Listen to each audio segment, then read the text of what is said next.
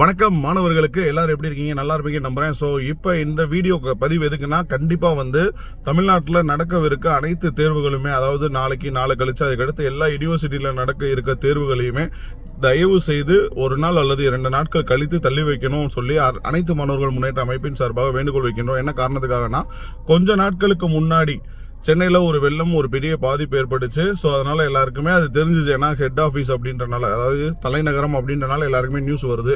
But ஆனால் அதே சூழ்நிலை தான் இன்றைக்கி கன்னியாகுமரியில் இருக்குது, நெல்லை மாவட்டத்தில் இருக்குது. ஸோ மக்கள் யாரும் வெளியே வர முடியல.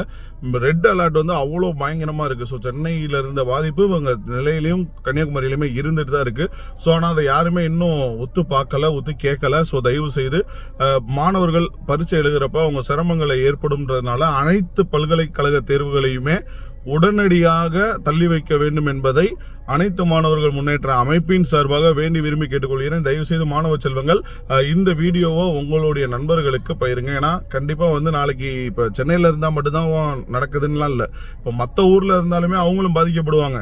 இப்போ வீட்டில் தண்ணி இருக்குது, நாளைக்கு அவங்களுக்கு செமஸ்டர் எக்ஸாம் எப்படி பரீட்சை எழுதுவான், அவன் எப்படி பாஸ் ஆவான்? ஸோ அதெல்லாம் இருக்குது. அதனால் தயவு செய்து உயர்கல்வித்துறை உற்று நோக்க வேண்டும். மாணவர்களுக்கு பாதிப்பு இல்லாதவாறு நடந்து கொள்ள வேண்டும். தமிழக அரசு மாணவர்களின் நலன் கருதி 2 நாட்கள் தேர்வை தள்ளி வைக்க வேண்டும் என்று அனைத்து மாணவர் முன்னேற்ற அமைப்பின் சார்பாக வேண்டி விரும்பி கேட்டுக்கொள்கிறேன்.